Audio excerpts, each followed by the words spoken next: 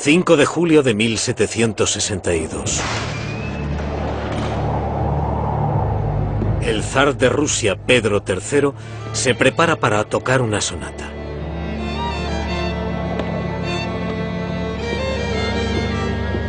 Será la última que toque.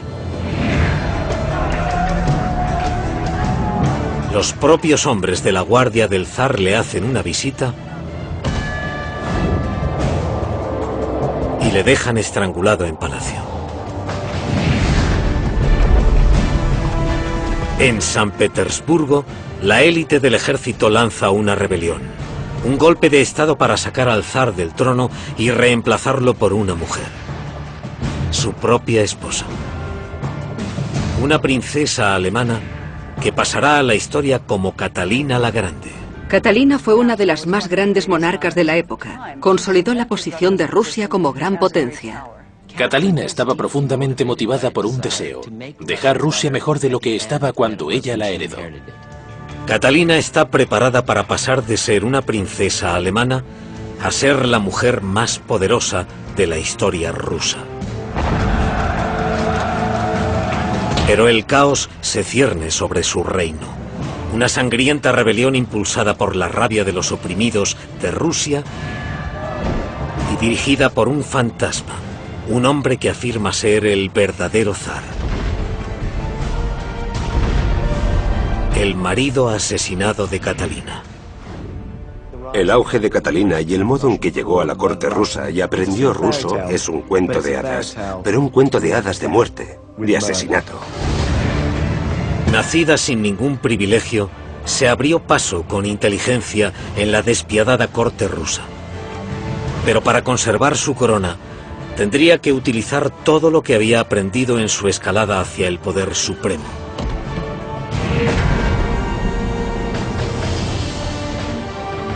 Catalina la Grande.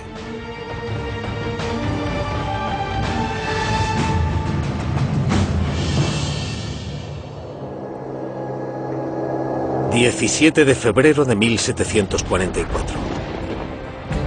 La corona rusa es un premio peligroso, difícil de reclamar y más difícil aún de mantener.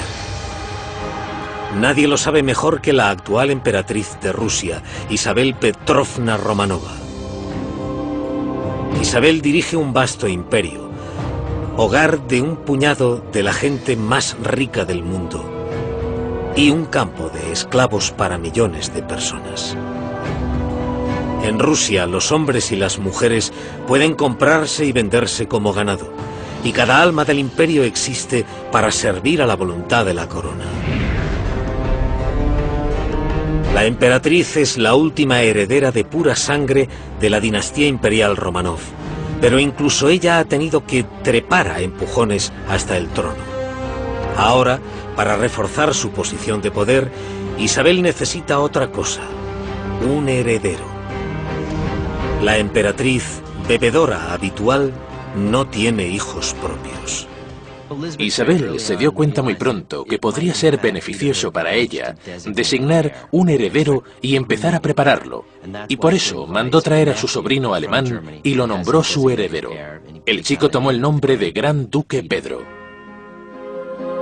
El único trabajo que quedaba por hacer era encontrarle una novia a su sobrino, una chica que pudiera producir la próxima generación de Romanovs. En invierno de 1744, Isabel mandó llamar a una princesa alemana de 14 años. La chica, destinada a sacudir el mundo como Catalina la Grande, entró en la historia como novia por catálogo. Catalina venía de una familia nada adinerada, pero muy bien relacionada. Nació en los peldaños más bajos de la nobleza. Ni siquiera era rusa. Pero la joven Sofía von Achal-Zerbst encajaba con el perfil de una novia imperial del siglo XVIII. Una familia de buen pedigrí, pero sin poder, al menos por el momento. Para una oscura princesa de un pequeño estado alemán, ser elegida para ser la mujer del futuro emperador de Rusia era el sueño de toda la familia hecho realidad. Y era su única aspiración. La modesta princesa albergaba grandes ambiciones, pero el camino hacia sus sueños imperiales tenía un precio. Un bufón inmaduro como esposo, el príncipe heredero de Rusia, el gran duque Pedro.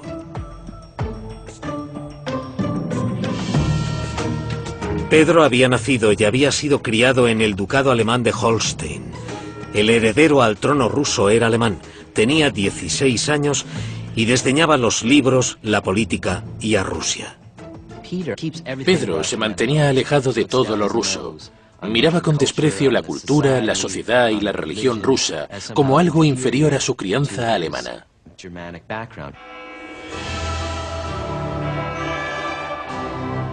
La desigual pareja se casó en agosto de 1745. La joven novia incluso tomó un nombre ruso, Ekaterina, Catalina. Desde el principio, Catalina juró ganarse a la corte rusa. Dio la espalda a sus raíces alemanas y se lanzó a una transformación a gran escala. Catalina se puso a aprender la lengua, se convirtió a la ortodoxia y aprendió los hábitos y las costumbres de sus súbditos. De algún modo intentó convertirse en rusa. Tuvo que cambiarse el nombre de Sofía a Catalina. Tuvo que cambiar de religión, de luterana a ortodoxa. A los 14 años tuvo que volverse más rusa que los rusos. Secretamente, Catalina reveló su ambición al trono. Le escribiría a una confidente: «Estoy decidida a morir o reinar». Como extranjera, era poco probable que Catalina se hiciera con la corona. Pero la despiadada corte rusa había visto contendientes al trono con menos posibilidades. Apenas 5 años antes, la corte era un caos. El imperio más grande del mundo estaba dirigido por un niño.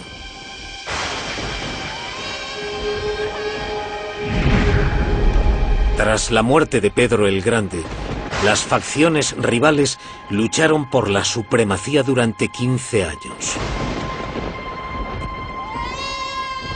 En 1740, la corona fue a parar a la cabeza más insólita de todas, la de Iván VI, un bebé que ni siquiera tenía un año. Que un bebé ganara la sucesión del trono autocrático fue una absurdidad que realmente supuso la quiebra de la política de la época. Fue la madre de Iván la que lo situó en el trono. Evidentemente no podía gobernar por sí mismo y lo más probable era que durase muy poco. El derecho al trono de Iván se apoyaba en su linaje, ya que era un pariente lejano del zar Pedro el Grande. Pero un derecho de nacimiento no era suficiente para asegurarse la corona. Era una época en la que el asesinato, la intriga y una sucesión caótica hacían que la política fuera totalmente incierta. Para hacerse con el poder en esta época de inestabilidad, lo importante era tener apoyo armado.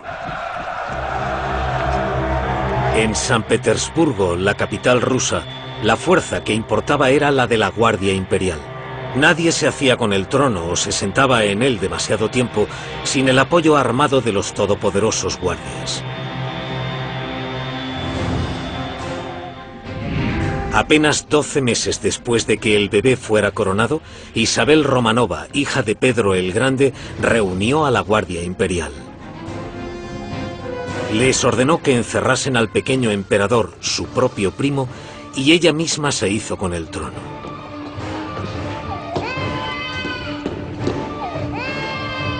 Iván VI pasaría sus días en la cárcel, aislado del resto del mundo.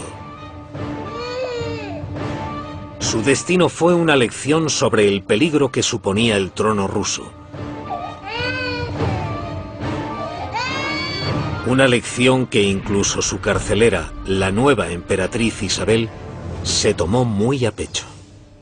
La emperatriz Isabel no tuvo valor para asesinarlo. Era una compasiva mujer rusa, pero ordenó que si algún día se le intentaba liberar para que volviera al trono, debía ser asesinado instantáneamente por sus guardias. Con el joven zar encerrado, Isabel necesitaba consolidar a su dinastía en el trono. Tenía apoyo militar, así que necesitaba un heredero. Y el trabajo de la gran duquesa Catalina era producirlo. Ambiciosa para todo, Catalina estaba ansiosa por cumplir con todos sus deberes, incluso con los del dormitorio imperial. Pero a su marido le interesaban menos las obligaciones del matrimonio que jugar con sus juguetes militares. La noche de bodas fue un fracaso. No creo que ninguna novia haya tenido una noche de bodas tan decepcionante y torpe como Catalina. No pasó nada. Pedro no tomó su virginidad, no durmió con ella y demostró que no le interesaba como mujer en absoluto.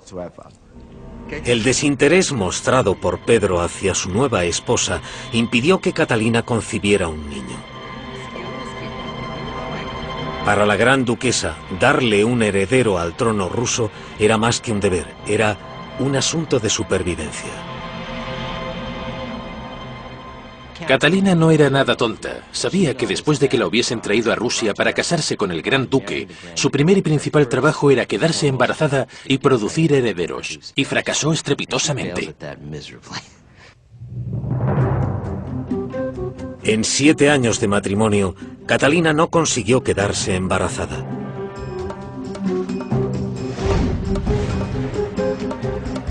Los rumores de la corte afirmaban que Pedro era impotente. Aún así, Isabel no aceptaba excusas e incluso infiltró informadores en el círculo más íntimo de Catalina. La vigilancia a la que la emperatriz Isabel sometía a Catalina se volvió más intensa. Intentaba averiguar qué sucedía con el gran duque y la gran duquesa, por qué no había niños. Al final, después de unos 7 años, Isabel decidió que no estaría mal dejar que Catalina se familiarizase con los asuntos sexuales y que se buscara 1 o 2 amantes. En los salones de la corte corrió el rumor de que Isabel miraría hacia otro lado si la gran duquesa debía apartarse del matrimonio para engendrar un heredero. Para la emperatriz, Catalina era simplemente una barriga, pero a los 23 años también era virgen.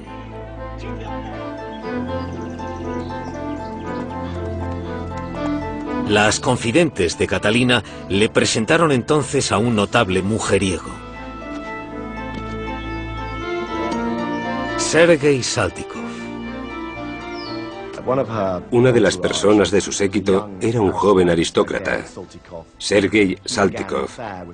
Inició un romance con la gran duquesa y se le permitió fecundarla para proporcionarle un heredero. Catalina sucumbió a los encantos de Saltykov y perdió su virginidad, pero no la cabeza. Si quería sobrevivir en la corte y luchar por sus ambiciones, cualquier embarazo debería ser percibido como legítimo. Poco después de iniciar su romance con Saltykov, Catalina se buscó un nuevo amante, su propio marido. Después de 7 años, Pedro y Catalina consumaron finalmente su matrimonio. Aunque quizás fuese del dominio público en la corte que Catalina tenía un amante, se creó un engaño para demostrar su castidad. Las alcahuetas le proporcionaron a la emperatriz Isabel las pruebas del tardío lecho nupcial, para que Catalina pudiese hacer pasar cualquier hijo que hubiera engendrado como el heredero legítimo de Pedro. 5 de julio de 1762. El zar de Rusia, Pedro III, se prepara para tocar una sonata.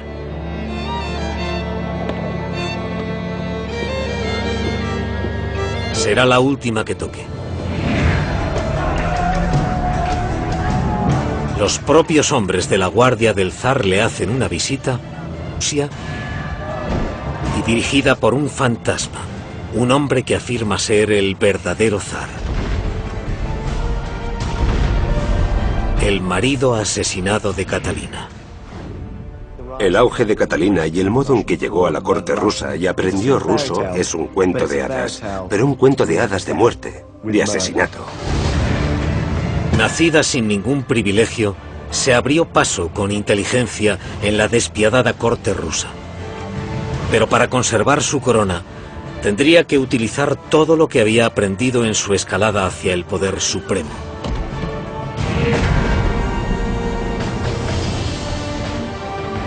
Catalina la Grande.